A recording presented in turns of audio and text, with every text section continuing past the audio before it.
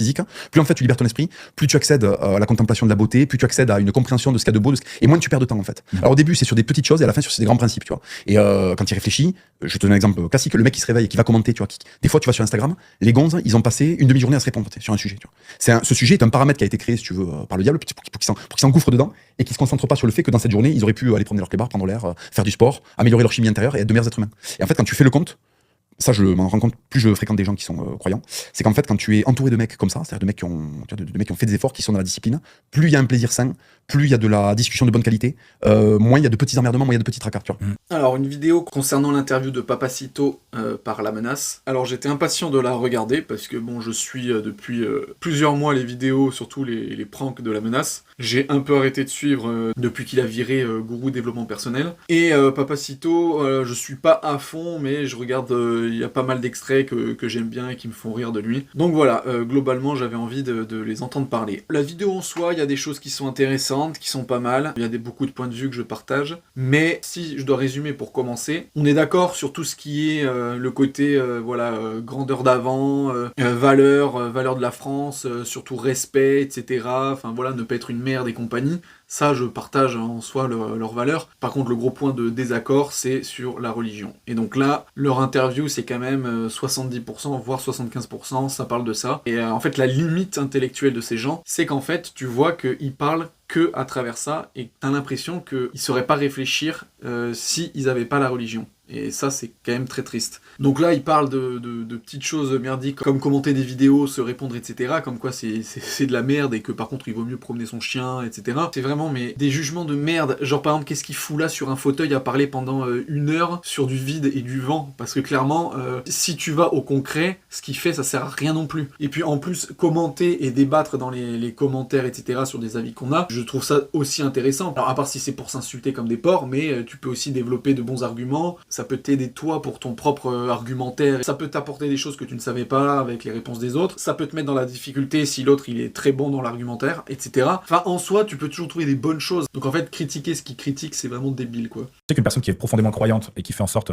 d'être vraiment une bonne personne, qui fait en sorte à terme, comme on a dit tout à l'heure, à entrer dans le paradis, tu sais que tu peux lui faire confiance globalement, même s'il y aura toujours des exceptions, et qu'il y a quand même une différence avec les personnes athées ou les personnes qui ne croient pas à ce que nous on croit ou qui s'imaginent qu'ils ne seront jamais punis.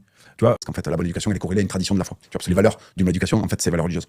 Donc on revient mais encore une fois, tu vois, on a vraiment éloigné l'église de l'État et du peuple. Ouais. Donc aujourd'hui, faut pas s'étonner que c'est parti en couille dans la rue, faut pas s'étonner qu'à 6h du matin, t'as des mecs qui balancent des poubelles sur la rue. Ouais.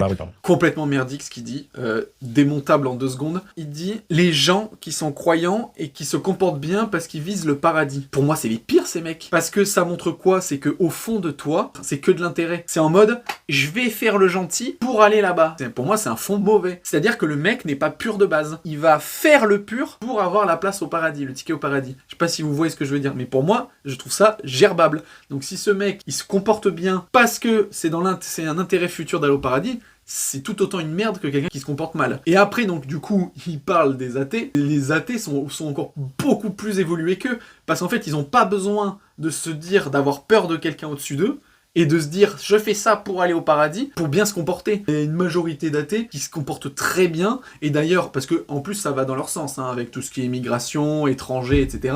Je pense que pour eux, il y a beaucoup plus de problèmes avec des étrangers qui sont généralement d'origine musulmane que des Français athées. Donc c'est pas une question de religion, c'est bien une question de personne au fond. C'est pour ça que ça me fait rire quand on utilise la religion. Et un autre exemple, le milliard de Chinois qu'il y a, les millions de Coréens et de Japonais, etc. Alors il y a des anciennes religions un peu ancestrales là-bas, mais il y en a beaucoup qui sont athées. Et pourtant, ils se comportent 1000 fois mieux que les occidentaux d'ici. Mettre le biais de la religion sur le fait de les gens se comportent bien ou les gens se comportent mal, c'est complètement con. Et pareil, revenons à l'envers. L'époque du Moyen-Âge où quasiment tout le monde était croyant, il y avait toujours autant d'abrutis et de malfrats. Donc c'est pour ça, vraiment utiliser la religion, c'est débile. Rien que les pyramides, tu sais, de l'époque des pharaons, ou ce qui a été découvert au pôle Nord, ou les temples mayas, etc.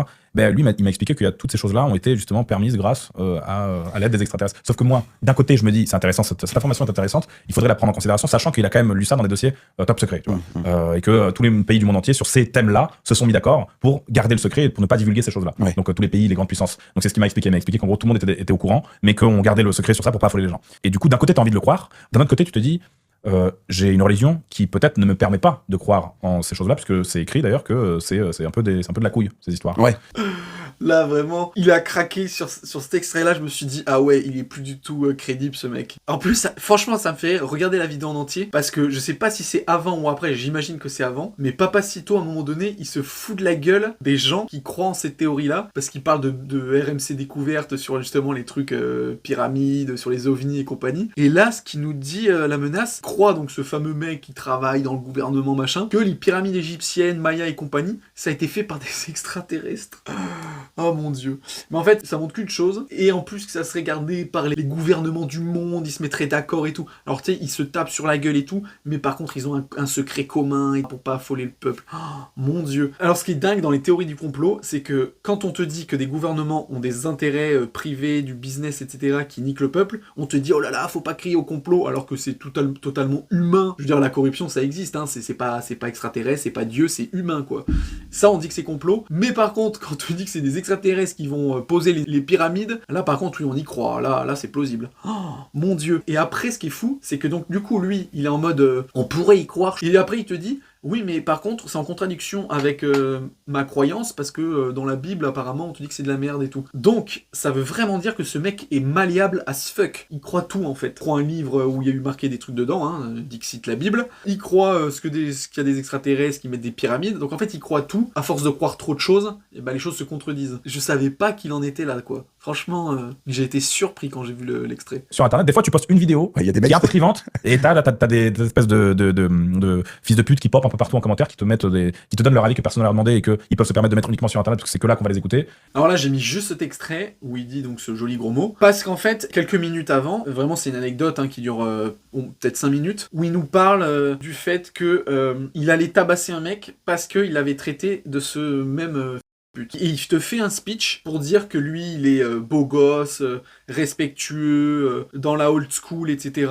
Que lui, insulter les mères, c'est le niveau extrême, il peut pas laisser passer ça. Vraiment, il fait une anecdote là-dessus quand même, le mec. Où il te dit que vraiment, insulter les mamans, c'est pas bien. Et après, pendant tout le reste de la vidéo, il utilise tout le temps ce mot. Donc voilà, encore, le mec est pas du tout crédible, quoi. Il fait le BG, s'il peut taper, il tape. Et en plus, dans son anecdote, il est plusieurs. Donc c'est toujours 2 contre 1 ou un truc comme ça. Et après, il se rabaisse à leur niveau, en fait. Parce qu'il dit que c'est des merdes, mais lui, il utilise le même gros mot. Donc c'est-à-dire que c'est une merde aussi. Quand je vais en Russie, oui, ça m'étonne pas que là-bas, hein. Ouais. Par exemple à Dubaï qui est tant critiqué par d'ailleurs toutes ces personnes qui n'y ont jamais mis un pied. Ouais. Je ne dis pas que tout le monde là-bas est exemplaire et qu'il y a que des choses saines. Non, bien évidemment que non. Mais en revanche, si t'es une personne qui n'a rien à se reprocher, si t'es une personne voilà, qui veut juste balader dans la rue, qui veut même ne serait-ce que vivre là-bas, avoir des enfants, et éduquer une famille et tout ça, tu seras dans un environnement qui sera plaisant. Parce que tu sais qu'il y a une justice qui va permettre à des gens comme toi qui n'ont rien à se reprocher de jouir de leur plaisir et de leur vie qu'ils veulent mener, voilà. Alors qu'en France, même si t'es une personne qui n'a rien à se reprocher et surtout voilà que t'as envie que t'es quelqu'un de bien et que t'as envie de mener une existence dans la bienveillance avec tes proches, etc., t'auras toujours un trou du cul qui va venir te casser les couilles et qui va te mettre sur le chemin du péché, qui va te provoquer à te battre et lui mettre une leçon pour laquelle on va te punir toi et non lui. Il fait une comparaison qui est incomparable. Il compare la France avec Dubaï. Donc déjà, il compare un pays avec une ville. Il dit qu'il aime pas les gens qui critiquent et tout, mais il critique pas la sécurité à Dubaï, les gens. Il critique pas la justice. Il critique autre chose. Et donc là, lui, il dit que Dubaï, c'est super parce que tu peux vivre très bien si tu veux faire ta petite famille. Mais sans déconner, Dubaï, c'est une ville de riches. Je sais pas s'il est au courant, mais tous les habitants de l'ancienne Dubaï ont été expulsés du centre-ville, enfin de la grosse Dubaï, et vivent dans les vieux quartiers sur les côtés, et là, c'est la misère. Il doit y avoir des vols, il doit y avoir des petits crimes, et je veux dire, dans le reste des Émirats Arabes Unis, pareil. Et en fait, c'est partout dans le monde. Tu prends l'exemple de Monaco, je pense que c'est parfait là-bas. Tu prends Singapour, c'est parfait aussi. Le Luxembourg, c'est plutôt stylé aussi. Liechtenstein aussi. Si tu prends juste une ville qui est hyper blindée, hyper riche, oui, dans un endroit riche, ça se passe bien. Mais tu peux prendre un exemple dans un arrondissement de Paris, je les connais pas, les arrondissements de riches, c'est super la vie là-bas. Parce que justement, il n'y a pas de pauvreté, il n'y a pas de crime, etc. C'est débile de comparer un pays entier comme la France avec 70 millions d'habitants à une ville de riches, quoi. Donc c'était avec une délibération, donc il y avait un temps de 2 semaines, un truc comme ça, donc je suis juste venu pour qu'on m'annonce la chose. Je suis sorti, et en plus, ce qui est fou, c'est que dans cette salle d'audience, il y a un énorme tableau avec le Christ. Magnifique. Et là, je regarde le Christ au moment où elle dit, où elle prononce donc la relaxe, le fait que je suis innocent. Je regarde le Christ et je me dis, tu sais, j'ai vraiment, c'est inexplicable avec des mots. J'ai comme une onde de foi, de grâce, tu vois, qui me touche. Mais c'est une grâce. Où tu sais, je prouve de l'amour pour le Tout-Puissant, et je me dis, mais c'est sûr qu'il y est pour quelque chose dans cette situation. Parce que honnêtement, avec la justice qu'on a en France, j'y croyais pas, tu vois. Ouais. Je me suis dit, en fait, j'y croyais parce que je savais que j'étais innocent, mais d'un autre côté, je me disais, oui, ça sera pas vu, quoi. Je les gêne, tu sais, de base, je les gêne, tu sais, avec mes contenus et tout, je les gêne. Ils vont tout faire pour me baiser, de toute façon, ce qui est en train de t'arriver, tu vois. Mais tu vois, moi, honnêtement, j'aurais aimé que d'autres personnes puissent ressentir cette sensation que j'ai eue au moment où on m'a prononcé donc la relaxe sur les faits, dont on m'avait accusé, tu vois. Bah écoute, tant mieux pour toi, et c'est une grâce, exactement, t'as dit le mot. Et Bon, alors là, il raconte le fait qu'apparemment, il a été au tribunal pour un truc qu'il a pas commis. Là, il a eu l'image du Christ en face de lui, qu'il a dit « Waouh, c'est un coup de Dieu ». Tous les croyants vont prendre l'inverse du raisonnement des non-croyants. Pour lui, tout vient de Dieu. Ça me fait penser à un mème assez comique, on voit une famille américaine devant un bon repas avec des fruits et légumes, et qui disent « Merci Dieu pour ce repas ». Et t'as l'image en dessous, t'as un Mexicain cultivateur qui dit de rien. Et c'est exactement ça. Il dit que c'est Dieu qui l'a sauvé, alors que, bah non, c'est le juge ou la juge qui finalement a jugé que bah c'était pas recevable et qui l'a acquitté. Pareil, la juge, elle pourrait dire merci en répondant à la menace quand il parle de Dieu. Et là, du coup, ouais, il y a eu un tableau, quelle coïncidence et tout.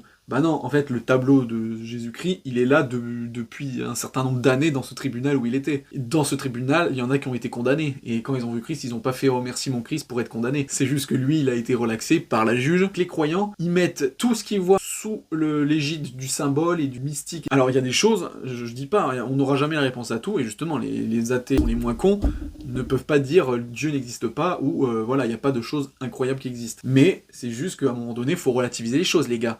Si t'arrive une dinguerie de fou, que effectivement là tu pourrais dire waouh c'est incroyable ce qui s'est passé, il y a peut-être quelque chose, mais de là à se dire waouh c'est Dieu qui m'a sauvé, non là c'est en l'occurrence c'est le ou la juge qui t'a sauvé quoi. Et le tableau était là avant que tu sois là ou pas. il y a plein de gens qui reçoivent des bienfaits, ils le voient pas aussi. C'est qu'il y a l'ingratitude aussi, tu vois. Des fois les mecs ils estiment que c'est le hasard, alors qu'en fait Dieu les a mis bien un truc de ouf, tu vois. Et là où je te rejoins, c'est qu'en fait ça sert pratiquement à rien de prier dans le sens pour toi pour demander des trucs. Ça fait Dieu a un plan pour toi, il prend ses décisions, et en fait tu vas pas le faire réfléchir en lui demandant d'une manière ou d'une autre en fait. Tu vois ce que je veux dire? Mais ça c'est pareil, enfin c'est dingue. En disant cette phrase, il se met au même niveau que Dieu. Alors pour quelqu'un qui croit en Dieu, normalement il doit s'écraser face à Dieu, sauf que lui se met au même niveau. Parce qu'il est en train de dire que les gens qui ont du hasard et tout, c'est pas le hasard, c'est Dieu qui les a mis bien. Mais t'es qui, en fait, pour prétendre savoir que c'est Dieu qui l'a mis bien? Non mais vraiment, faut aller au bout de leur logique. Ces gens-là, ils parlent à la place de Dieu. Ils savent que ça c'est Dieu qui l'a fait, que ça c'est machin. En fait, ils parlent en son nom. Et moi, c'est ça qui me fume. C'est que les mecs te disent, oui, je suis croyant, je crois en Dieu tout-puissant, que je suis une merde à côté de lui. Mais à côté de ça, ils te font des récitals sur ce qu'est la vie, sur comment ça marche, sur le fait que c'est à chaque fois Dieu qui fait ça. Mais t'en sais rien, mec! T'es pas à côté de lui, t'es pas à côté de Dieu en train de prévoir ce qu'il fait. Donc ferme ta gueule. Tu sais pas, t'as le droit de croire en lui, tu t'écrases, mais ne viens pas donner des théories qui viennent de nulle part et qui sont prouvées de nulle part en fait. Voilà, globalement il y avait des trucs quand même qui étaient un peu intéressants sur leur façon de penser, mais voilà, tout ce qui est religieux en fait, c'est juste imbouffable à écouter. Juste entendre des gens dire moi la religion elle m'aide à faire telle chose, à être machin, ça je veux bien l'entendre, et ils le disent aussi dans la vidéo, donc ça oui c'est très bien. Ce que je veux dire c'est que si ces gens ils ont besoin de la religion pour être bien, et ben je dis ouf et merci à la religion, parce que ça fait moins de cons sur la planète. Toutes les grosses merdes qui deviennent bonnes parce qu'ils croient en quelque chose, bravo, j'applaudis. Mais le truc c'est que des gens comme moi qui ne croient pas en ces conneries n'ont pas besoin de ça pour être des bonnes personnes, d'être bienveillantes, respectueuses et civilisées.